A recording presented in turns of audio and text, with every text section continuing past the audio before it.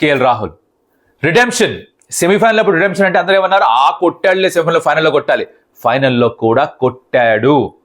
ఇప్పటికి మళ్ళీ అప్పుడు కొట్టలేదుగా వరల్డ్ కప్లో, అరే అయ్యా మిమ్మల్ని ఎవరు బాగు చేయలేరు, ఎవరేం చేయలేరు. ఆ రోజు తను అలా ఆడడం was probably necessary for the situation. తను ఆడకపోయి ఉంటే కనుక ఆ స్కోర్ కూడా వచ్చి ఉండేది కాదు మనకి. అప్పుడు ఏం చేసేవాళ్ళు మనకు తెలియదు.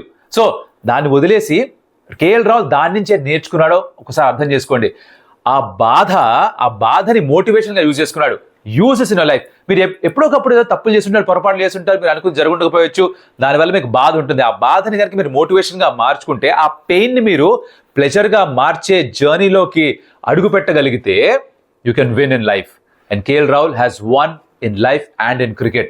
What a beautiful knock. తన తర్వాత ఇంటర్వ్యూలో మాట్లాడుతూ అన్నాడు, ఆన్ ఎయిర్ ఇది చెప్పొచ్చో చెప్పకూడదు, షిట్టింగ్ ఇన్ మై ప్యాంట్స్ అని. అంటే నాకు తడిసిపోయింది అన్నాడు. బేసికలీ భయం అలా ఉంటుంది. మీరు ఫైనల్లో ఆడుతున్నప్పుడు ఒకసారి ఇలా జరిగిందని తెలిసినప్పుడు, దాన్ని ఓవర్కమ్ చేయాలని తెలిసినప్పుడు, ఆ నర్వస్నెస్ ఉన్నప్పుడు ఆ ఒత్తిడిని తట్టుకోవడం అందరి వల్ల కాదు. భయం అంటే అలా బిగుసుకుపోవడం కాదు. భయం అంటే దానికి రియాక్షన్, దానికి రెస్పాండ్ ఎలా అవుతున్నాం. It's not the absence of fear, it's about how you respond to the fear. అది తను చేసి చూపించాడు.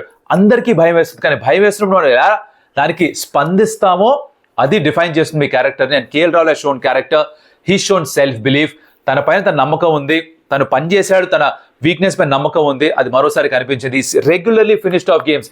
నంబర్ 6 చాలా టఫ్ స్పాట్ ఆడడానికి. రిషబ్ పంత్ లాంటి బ్యాటర్, అలాంటి వికెట్ కీపర్ ఆడలేకపోయాడు 11లో. నమ్మారు ఇక్కడ కేఎల్ రాహుల్కి అవకాశం ఇచ్చి. చాలా మంది ఆడకూడదు, డ్రాప్ చేస్తున్నారు. ఎప్పుడైనా సరే ఏమన్నా జరిగినా కేఎల్ రాహుల్ తీసేయమంటారు అందరూ కూడా, మెజారిటీ.